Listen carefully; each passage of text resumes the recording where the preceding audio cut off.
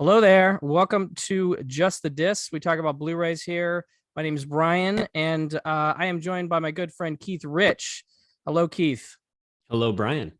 We are here to talk about some Cauldron Films Blu-rays. Now, Cauldron Films still a relatively young label, sort of a co sort of deal with Diabolic DVD, which we love here at the channel and at the podcast.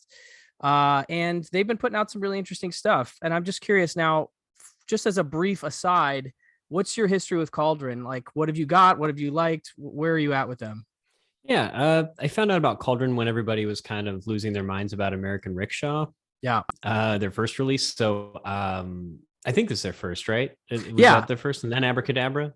Yeah. So I snagged American Rickshaw. Really enjoyed it. It was a blast, to say the least. It's a weird movie, but I really enjoyed that. And so I really enjoyed their packaging, and they really stacked their discs with a bunch of cool extras and stuff. So I also have like Beyond Terror, which is kind of a fun biker haunted castle-ish movie. I was thinking about that yesterday. I was like, man, that movie makes no little to me, it's a fever dream. It's it's kind of a wild movie. Well said. Crimes of the Black Cat. Yeah. And then the horror movies they put out as well, which I really like, the Collingswood story. I think that's what it's called. I really thought that was pretty cool. Very nice. Yeah, no, it's good to run down what they've already put out, because unfortunately I haven't talked about them enough on the channel or on the podcast. And I that's my bad, but I'm glad that we are getting to talk about the two of the most recent releases at this time. They are Lucio Fulci's Contraband from 1980, I want to say. I think that's right. Yep. Yeah. And then another one called Murder in a Blue World, which also has an alternate title or two. And that one is from 1973. So let's get into it with Contraband. Now, for me, this one, I think I'd even bought it on DVD, but I'd never seen it. And I'd always meant to, because I love Fulci. I know you're a big Fulci guy too. I am, yeah. And so this is exciting, because I've actually seen some people say this is one of their favorite Fulcis. And so I was like, oh, him doing a crime movie, that's got to be interesting, right? And it definitely is. I mean, what was your feelings about this film? Let's get into it. Yeah. So right off the bat, I was kind of, it was kind of like slow. It just reminded me of like maybe like a Caliber 9 type of situation, which I think is great, and like that style of movie. But then as you get into it, it's like, okay, you really see the Fulci come out in it. It's super gory. The boat chase, or kind of boat chase at the beginning, is really interesting, and I kind of dug that. I thought that was a good way to start the movie. I will be honest, when there are a couple of dummies floating in the water at the beginning, and I honestly thought that they were supposed to be passing as people just because it's a Fulci film. And then the police officer was like, oh, dummies, good decoy kind of thing. And I was like, oh, okay, good. Like, at least they try, like they weren't trying to like pull one over on us. But yeah, I had a lot of fun with it. There's definitely some really uncomfortable moments in the movie, which wouldn't be a Fulci movie if it wasn't a little uncomfortable. But I loved all the gore effects. I thought they were great. There's some really beautiful, God, no, brutal attacks. Either way. Yeah. No. And the effects are really, like, some of them are really impressive. So yeah, I dug it. And I will say one thing, my favorite scene in the movie, it's maybe just like a minute long, but the nightclub scene with all the strobes and stuff, I thought that was like really cool. I don't know. I really dug how that was shot and stuff. I mean, obviously a lot of boobs and stuff, but again, Fulci. So yeah, definitely. No. I mean, for those that don't know, the basic plot has to do with Fabio Testi he's a family man smuggler. He's a smuggler who has a family, and he has a brother who helps him with the smuggling. And like you mentioned, that opening boat sequence is kind of fun, because they have a bunch of speedboats that look, there's something about Fulci's production design where the boats look alike, but I'm like, did they just finish painting those? They just look like they're just barely holding together, but they work as like this group of smuggler boats, and they smuggle mostly cigarettes. I think that's what I was able to glean from it. Same. Yeah. But yeah, so he sort of gets involved with some issues with his brother. Something happens to his brother early in the film, and that sort of sets off this whole I don't know, sort of tangled web of intrigue between other smugglers and mobsters and cops. And yeah, like you said, it's got the Fulci gore, you know, in odd places, you know, and as opposed to Squibs, you get people, their like chests exploding, their throats exploding, their heads being blown apart. It's, you know, he definitely delivers his style of gore within the context of a Italian crime film. And the other thing, I was listening to the commentary. There's a lot of great extras on here, but the commentary with it is with, hold on one second, Bruce Holochek, Troy Haworth, and Nathaniel Thompson, a great group of guys for this. They're mentioning right at the top that this is one of the last Italian crime films made. So like this is the last gasp of Italian crime cinema. I guess that this particular style or this genre had sort of died out in popularity by the time Fulci was getting to it. So so that's interesting. As some say it could be seen as the absolute last, and others would say it's one of the last. But I thought that was interesting that Fulci put his stamp on it before the genre died out, as it were.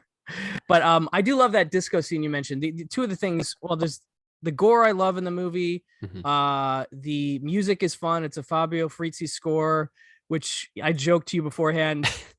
They use like one riff from him, which at first it's like super fun. And then you're like, oh man, this one again. And then it comes back around to being like, actually, you know what?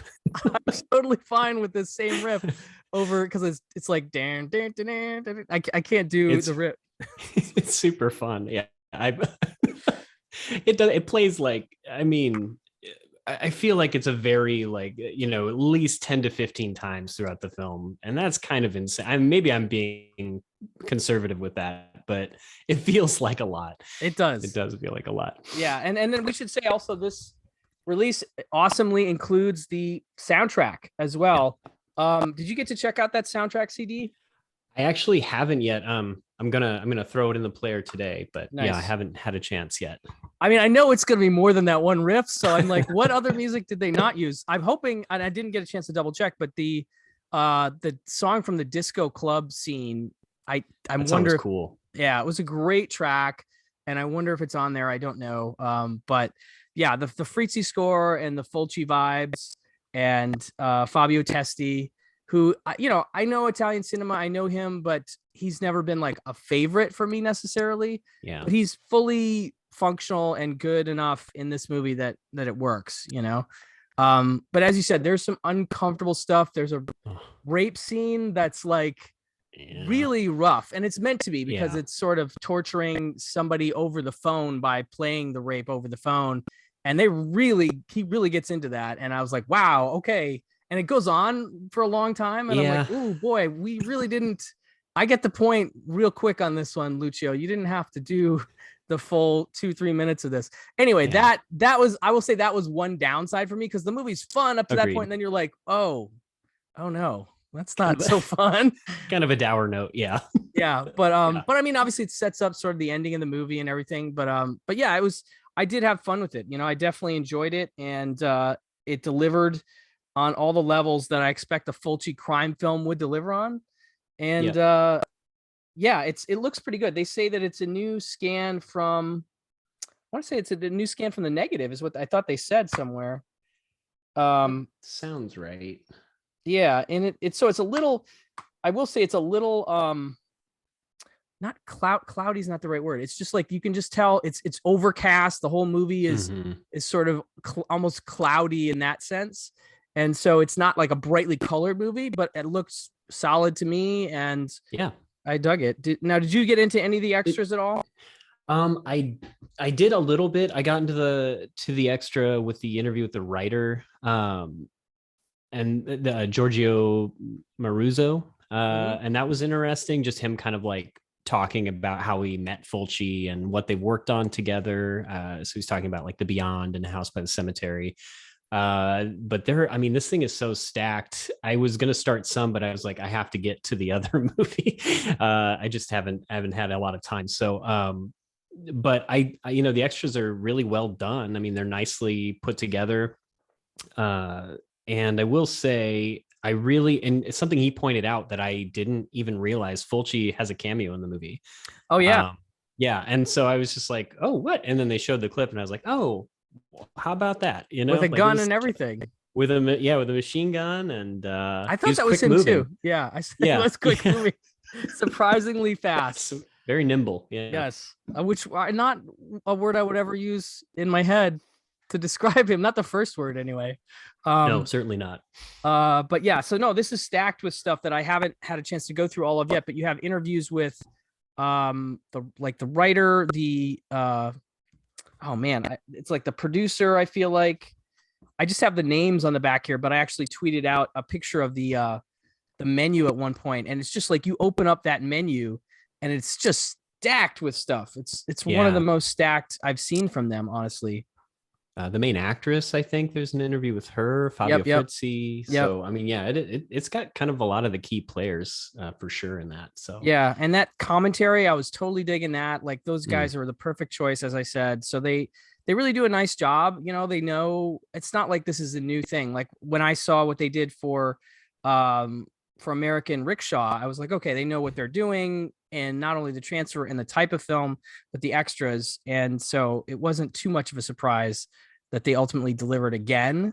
But yeah, I've been really happy with the kind of stuff they're doing. I feel like here we go. I pulled up my picture of the, like the writer, actress, actor, cinematographer, another actor interview. Like there's an archival interview with the cinematographer, archival with Fabio Frizzi, and the commentary. So they've got like 1, 2, 3, 4, 5, 6, 7, 8, 9, something like 9 interviews on here, and that commentary track. Just really did a lovely job overall, I think. Oh, and some nice little lobby card thingies, which are very nice. Nice touch. So that's awesome. And the soundtrack. So again, thumbs way up for Contraband from Cauldron. Now, the second film was the one I knew nothing about. I had never heard of. And it was called Murder in a Blue World. But it's also known as, what did I say? A Clockwork Terror. Terror, yeah. This is from 1973. Directed by Eloy de la Iglesia, who also did Cannibal Man, which we've seen came out from Severin. I didn't get a chance to pick that one up, but I'm interested. I'll say now. He did the movie Pals, which from 1982, which Altered Innocence put out, and I feel like there was even another one or two that might have gotten Blu-rays or something. Did he do the Kinky Collection? Is that what the through Severin? Is that what? I think that's him. I think that's him too. Yeah. So he's definitely a guy that the labels are aware of, and so that on that level, I was like, oh, somebody's already done some of his stuff, you know. But this is really interesting, I got to say, this movie, because you have Sue Lyon in it and Chris Mitchum, and on a motorcycle, no less. And there's a great interview on here with Chris Mitchum that I've seen on some other disc, and I can't remember what, but he kind of talks about his whole European career and how his career had just like totally stalled in the States, and he got a call to do Summertime Killer, and that was a big, huge hit in Italy or Spain. I can't remember which now. And this is actually a Spanish film, I believe. But it's really fun. He's just so lighthearted about everything, and you can see that obviously. I know Quentin has talked about Summertime Killer as a movie that he likes, and Chris Mitchum's an actor he likes, but it's very clear that Mitchum is definitely one of the guys that Rick Dalton is sort of, I think, being based on in some respects, you know, because of this huge Italian career that he had and everything. But he's really interesting. Yeah, this movie, I didn't know. I was like, oh, it's a giallo, right? That sounds like a giallo title. No, it's not really a giallo at all. It's more like sci-fi, would you say? Yeah, yeah, I'd say that's about right. It's kind of like a part giallo, part slight murder mystery, I guess. Yeah, it's interesting because I knew it from the Clockwork Terror title because I had watched earlier this year a documentary on Clockwork Orange called The Forbidden Orange. It's on HBO Max, and it's pretty interesting because Nice. it talks about how in Spain Clockwork Orange was heavily banned, and it was this whole thing that, I mean, it was banned for 30 plus years. They kept trying to get it to show, and they couldn't do it. So they're kind of, I think they were really, I think the mystery had made it, hyped it up bigger than maybe what ultimately, what they actually saw of the movie when they actually got to see it. But and I think that was part of the influence, like to get the kind of Droog-like characters and maybe like the Ludovico type of treatment, knockoffy type things to be thrown into the movie. So but I feel like that's such a small like piece of the movie. I really don't feel like that's much. I mean, it's so secondary compared to the main murder mystery piece of it, I guess. But Yeah. No, it is interesting because at first you do go like, wow, he's really doing clockwork here, down to like the dune buggy and the droogies. In this case, guys have like helmets on. Overall, I was going to say I noticed a low key, almost Danger Diabolic pop art design. Sure. It's not quite that heightened, but it's definitely like a quasi futuristic feeling vibe for the whole movie. Part of which is sort of enforced by these like large TVs that everybody has in their homes, which are really interesting. But yeah, then, when you have the first sort of attack by the thugs, which Chris Mitchum is one of the Droogie knockoff thugs that breaks into this home and attacks this family and, attacks the mom, very much like Clockwork Orange. And then he sort of falls out with his gang, as it were. And there's a part of you that's like, okay, how do these two things fit together? Because the other part of the plot is that Sue Lyon, who I remarked to you, looks a heck of a lot like Barbara Crampton. Big time, yeah. In this movie, so many shots where I'm like, wow, she's just, because she's a little older. She's obviously, I want to say, so 10 years past Lolita, much older now, and she plays a nurse in this hospital, and she is getting some kind of award at the beginning of the movie for saving people, but then we find out that she's actually like a secret murderess. She's like creepily inviting dudes over to her house and then killing them. And I won't go too much further with that, but one of the things that you're like, how do these two plots connect? And you finally realize that at one point Chris Mitchum witnesses her disposing of a body, and then he starts to like follow her around and stalk her a little bit. And so then that sort of becomes the plot of the movie. She's doing her thing, he's stalking her, and how are they gonna meet up, kind of thing. That's an interesting plot. Yeah Very much so. This definitely was like my least favorite of the two, but I still really had a lot of fun with it. I did find it kind of funny. I don't know if you remember, but the family that gets attacked at the begining, they were advertising Clockwork Orange. Oh yeah. Like they were going to show it on TV or something. I was like, wow, they're not really hiding this at all. So it was I thought that was pretty interesting. Kind of like a Fahrenheit 451 thing with the gigantic, full wall TVs and stuff like that. But yeah, very much.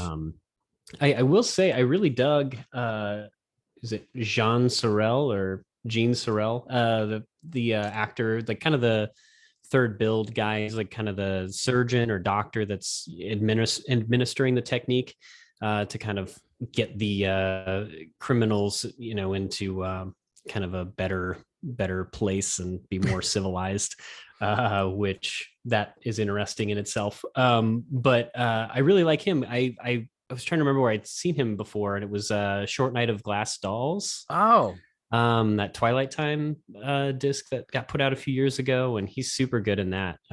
He's just kind of got those like icy blue eyes that are pretty recognizable and distinct. So I don't know. I like seeing him pop up and stuff.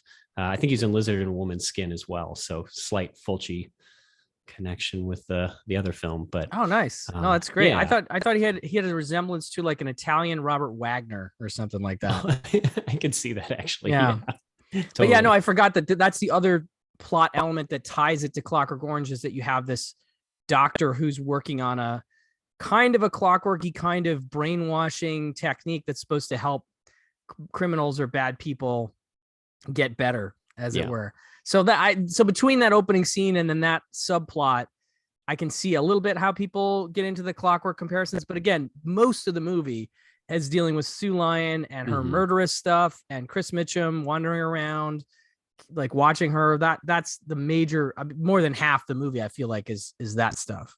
Yeah. It's kind of a fun, I mean, kind of cat and mouse in a way too. Cause I mean, he's just like, he's not really discreet to a point. I mean, he's like outside feeding her dogs and stuff. And she just like wanders up. It's just like, you didn't even try, dude. Like you left broken glass, like, in her house. And I don't know. Yeah. But I thought that was interesting. But you could tell he was having a good time. I mean, he had just like a swagger about him that was super like fun to watch. I really enjoyed seeing him just kind of do his thing throughout the movie. Yeah, he's a real low key actor in a sort of a comfortable in his skin kind of way that, I mean, I'm assuming comes from being in a Hollywood family, having done it a lot, and just being a chill guy. Like, again, in that interview, you just get a sense of like how chill he is. And I think that definitely helps. He doesn't seem, and it might be just, again, being the Mitchum genes, like his dad's a pretty chill guy ultimately too. So it kind of makes sense. But yeah, I love that interview with him. Again, I don't know where I saw that. It was some other disc that I have somewhere.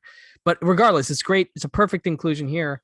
And the commentary, they got Kat Ellinger, which is obviously always a great choice. She really had some interesting things to say about the director, about the clockwork thing. I want to say she said something along the lines of that he meant the opening scene to be almost a satirical take on, that sort of clockwork thing, as opposed to like a straight imitation. Like, it's supposed to be so obviously that it's almost a joke.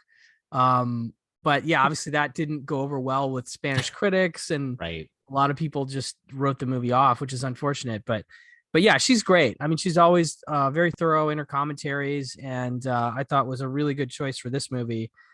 Just like the other gents were a great choice for the Fulci movie. Yeah. I don't know. Did you get a chance to listen to any of her track? I didn't yet. These were both movies that I finally had time to watch last night, because it'd been so nuts. Who knew having like a kid that's almost 1 year old or 1 year old is like really exhausting, and never heard doesn't that. sleep. I don't know. It's weird. Just doesn't want to sleep and wakes up at 4 a.m. And I think it's just your kid. I think it's just your kid. It must be. No other kid is like that. I am just, I'm burdened. I'm burdened. This is the worst.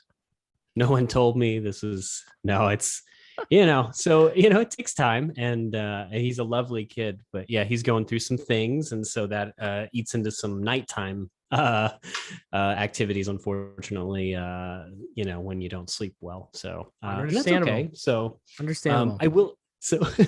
I will say I did put on just for like a little bit because I was curious. This they did a Clockwork Terror VHS cut. Oh yeah, that's on here too. Yeah, which was such a cool little feature to add. I know they've been talking on like I don't know if they mentioned it on maybe the Arrow Video podcast, something about how they wish they could have like an extra supplement just be the VHS version of the film, like as they had seen it back in the 80s or whenever. So I thought that was kind of a nice touch. And I was surprised that somebody actually went and did that, because it looks real shitty, but like in a fun way. I just love the square format. I don't know. It's just kind of a fun little add-on that I don't think I've seen on a disc before. So I thought that was kind of cool. Yeah, no, I think that's a really fun add-on. I noticed Gold Ninja Video just put out Skip Tracer, and that's a first time release for that on Blu-ray. They'd have a nice, widescreen scan of it, but he also too included a VHS scan. He said for folks that like, the full matte, the open matte, full frame kind of look, because apparently it only had gotten a VHS release prior. So 2 recent releases releasing the VHS version on a disc. I do think it's a fun inclusion also, because I know there's a lot of people that still say like they miss the old VHS look. And as opposed to throwing a filter on it or whatever you would do, it's nice to just have that there. If you were like, I don't know how often I would go back to that, in all honesty, but I think it's a nice thing to include for sure. Because I will definitely say that of the two transfers, this one popped a little bit more. Oh yeah, it looks really good. Yeah, very colorful film. The production design is such that it just really looked nice. I was kind of shocked actually how good it looked. But yeah, it's because of that Art Deco pop art kind of vibe. You know, it was a perfect, I don't know, perfect new Blu-ray transfer kind of looking thing, you know? Yeah, I was remarking at that as well. And honestly, like, it was almost distractingly so, to where I was like losing track of what was happening in the movie. And I was just kind of like marveling at how clean everything looked. Oh yeah. It's super sharp. I was really impressed with how it looked. I wasn't expecting that. So Cauldron tends to have good transfers, but this one felt like maybe the best I've seen out of everything they put out, or that I've seen out of what they put out so far. Yeah. I was pretty impressed by that at the very Absolutely. least, you know? Absolutely. Yeah. And of course it has the Clockwork Terror alternate artwork, which is pretty cool if you want to go that way. And it also has something I didn't get a chance to check out yet, but I definitely want to. The booklet has an essay by Kimberly Lindberghs, who is a writer I'm a huge fan of, and also seems like Kat Ellinger a good choice for this particular movie. Just seems like something like in her wheelhouse that I would be very curious to hear her take on. But it's a really nice booklet, you know, glossy with lots of pictures in between the pages of the essay. Very nicely done. Not an insignificant booklet, like pretty thick, you know. I think my one complaint about the movie, if I had to pick one, is that Chris Mitchum doesn't wear the jacket featured on the original poster. It's a real shame, because it's pretty impressive. Yeah, I agreed. No, that jacket that jacket is pretty incredible, I gotta say. Pretty cool. I do love that they get him on a motorcycle pretty quick. Yeah. And there's a motorcycle chase in the movie, which is cool. I dug that, actually. That was really fun. Yeah. No, and then knowing that he probably did almost all that writing. I didn't get to the part of the commentary where Kat talked about that, but obviously you hear him talk about Summertime Killer and how they'd initially hired him just to, you know, show up and get on the bike and take off. And then he has a great story about how the director's like, okay, can you just, you know, take off or whatever? And he's like, yeah, sure. And he gets on the bike and he does like a wheelie and he just, you know, zips around, and the director's eyes just like pop out of his head. And he's like, oh, maybe we can reshoot all the stuff. And Chris is like, yeah, man, sure, let's do it. You know? So they ended up reshooting all the bike stuff with him, because obviously he can really handle himself. So whenever I see him on a bike, there's an exciting notion of like, it's probably him doing it. And I always dig that. That's always something that is exciting in the context of a movie like this, where you're just like, oh, he's doing his own thing. And I'm not taken out by the stuntman. Not that at this point, I'm not usually taken out by stuntmen, but there's a part of me that is definitely, I guess maybe the part of me that's taken out is like, is it him? Is it not him? I can't tell. I don't know. But regardless, it usually feels like it is. And it's a fun little chase in the movie, not something I expected in a movie like this at the point it shows up in the movie too. Totally. Yeah. And it's a really, I agree. Like, it's fun. I just seeing him, he looks so comfortable and confident on the bike too. Like, you can tell he's just like gunning it, you know, and it's pretty wild. Was he on a motorcycle in Big Jake as well? Yeah. And he talks about that. He talks about that in the interview. And I think he said it was because of the Big Jake motorcycle thing that they thought about him for Summertime Killer. Cool. Maybe. I want to say that's right. I want to go back and look at that interview again. It's really good. Like, I really dug that interview. I'm just trying to think if there's anything else between both movies. I forgot. There's a couple fun things that I forgot to mention from Contraband. There's a cop named Tarantino in the movie. Oh yeah, that's right. Yeah. Which is interesting. And there's another mob boss who's always licking his cigarettes. That's like makes no sense because they're not rolled cigarettes. Like, they're, you know, regular cigarettes. So he pulls him out and he licks a cigarette. I'm like, I see it do him once and him do it one time. I'm like, oh, okay, that's an interesting actor affectation. And he does it like 3 or 4 times in the movie. You're like, okay, that he made that a bit of business. That's an odd choice, but okay, I'll take it. And then there's a point where there's a bomb in a bed in Contraband. Sorry to come back to Contraband, but there's some things that now, and there's a great dialogue exchange where one of the detectives says to another, to Tarantino, the cop, he says, boy, we're getting fancy these days. Bombs under the mattresses now. And Tarantino says, technology will ruin us yet. Like, okay, sure, guys. That's our technological advances is bomb mattresses, I guess. Although I can't say I've seen too many mattresses rigged with bombs. That's true. That's true. That seems like a Fulci kind of thing, as opposed to like a Godfather kind of thing. There's a great one scene. Like another thing I forgot in Contraband. There's a great scene where they go after this almost like villa full of smugglers. Yes. That aren't related to the Fabio Testi guy, and they're getting raided. And it's like there's like this. They grab this lady who's like running down the street with cartons of cigarettes, and then there's a guy. This is my favorite. Yes. He's eating spaghetti. And he's continuing to try and eat the spaghetti as they drag him out of his apartment. He won't stop. And I'm like, that is kind of awesome. But it's such a great montage because you see the lady with the cigarettes running and cut to the guy with the spaghetti eating. And there's like a bunch more crazy scenes of this whole little village of smugglers. And I just didn't know that like smugglers live together in the same area or whatever. It's a community. It's a community of smugglers. Apparently. That stuff was great. They pull a guy off the toilet too. They pull a guy off the toilet. Was really funny. There's a lady posing as a nun who's got cigarettes. That's that whole bit was pretty awesome, I gotta say.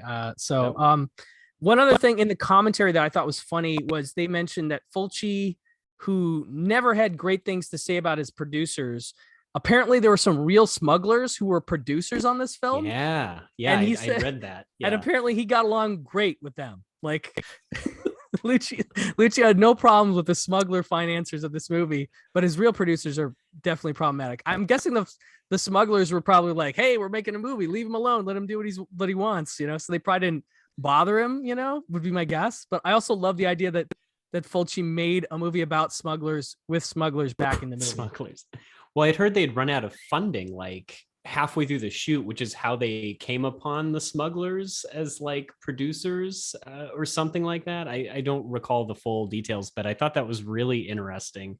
Very bizarre. The movie looks really good though, I will say. I mean, despite the budgetary constraints, like it's well done. I mean, it's well shot and everything like that. I thought, by the way, I don't know what you thought about this effect, but where that lady comes in to sell cocaine to the villain of the movie, and she's asking for money, and instead he takes like a candle or a lighter or something and just like lights her face on fire and just holds it there for like 2 minutes. You can see like bone under, like I was just like really gnarly. Her face is smoking. Like it's pretty wild to see. I thought that was a pretty cool effect too. But no, those were the kind of things that stood out to me from the movie that made it better than, for me, I like Italian crime films, but I really want something crazy. Like I want, Henry Silva to bust into a movie theater and shoot a rocket launcher into it or something, like in some of the stuff he did. So when they don't have that crazy moment or two, and they're just kind of like crime movies, like I tend to be a little disappointed, only because I've seen, or if they don't have like that incredible foot chase that's in the Italian Connection, where Mario Adorf is like running and gets hit by a van and keeps like that foot chase is amazing. So it needs a little something extra, because I know they're Italian and they can be crazy, and they often are. I was like, when it doesn't have that, I've seen a few Italian crime films that I'm like, yeah, that was just kind of a crime film. It didn't have the extra Italian oomph that I want. And this definitely has the Fulci bump in terms of like I said, guy gets shot in the back of the head, his whole throat blows out. It just like doesn't even make sense. And at one point, a guy is dead, and this dude shoots his head, and it turns into a dummy head, and just blows his head completely apart. Or the burning face thing. I feel like there's at least a good half dozen, if not more, gory things or explosions, or he just, like I said, he Fulciized it in a way that I was pretty pleased with. I gotta say, he didn't disappoint. No, So, I will agree, and I'm more familiar with his horror output more than anything beyond, you know, like other than like Devil's Honey or gosh, that's the one that sticks out. I mean, I feel like there were, yeah, I mean, but I feel like for the most part, I've only seen his horror output. So it was fun to kind of dabble in a different style and see what he could do within it. And I really dug it. I thought he did a competent job. And I don't know, it was well acted. It was fun. Fabio Testi's awesome in it. Like, I don't know, he's kind of a badass, and doesn't seem to mind when he's getting shot up or whatever. And, you know, he's all in band-aids. He's like, I'll be fine. Like, it's just like, man, you're a tough dude, man. I'd be useless. So yeah, he takes a beating. He takes a beating in the movie. He does. He does. Yeah. But I would say, you know, if you haven't been following along with Cauldron, this is one of my favorites of their releases so far. I gotta say, Agreed. Contraband is, and they did hint at when I talked to Jesse on the podcast, he hinted at more Fulci to come. I don't know what that means. I don't know what era. I don't know what kind of movie. But to be honest, any Fulci that I haven't seen and don't already own on Blu-ray, I'm intrigued. I'll say that. Same, yeah. So, but anyway, that's about it, I think, for this episode. Keith, thank you so much for joining me and talking Cauldron Films. Always a pleasure. Great to catch up. Great to see you again. Likewise, so yeah, everybody check out Cauldron Films, cauldronfilms.com, or through Diabolic DVD Direct. A good label, you know, a good label doing interesting stuff, and not, to their credit, not necessarily going to appeal to everybody with every release. They're doing some newer horror films. They're doing all kinds of stuff that's just sort of it's not just European stuff. They're doing some of that, which I love. That's personally my bag, but they're doing other stuff too. And I think I respect that, you know, I mean, because you could just be the one thing. Although I know it's got to be a tough market to fight for any European horror films, you know, between all the other labels that are putting this stuff out, you know? Yeah. I don't know. I hope they do more of this for sure. I think this is like, it seems like over half of their titles are horror titles, and I'd like to see them do more in that lane if possible. I do think things like American Rickshaw, like where they're horror adjacent, are always cool too, but kind of just like oddball weirdo movies are welcome, I think. Yeah, just anything on the fringes is kind of what I'm looking for with the Cauldron stuff, and I think they're delivering for the most part so far. So agreed. Yeah, so definitely check them out, and that's about all I'm going to say on that topic right now. But definitely looking forward to what else they have coming out. That they've already announced a couple new titles, and we'll see if we get to the Fulci this year or next year. But sounds like they're doing pretty well, so I'm definitely looking forward to anything and everything they announce in the future. So anyway, thank you all for watching. Thank you for listening. Thank you again, Keith. Thanks for having me, sir. And we will talk to you very soon. Bye-bye.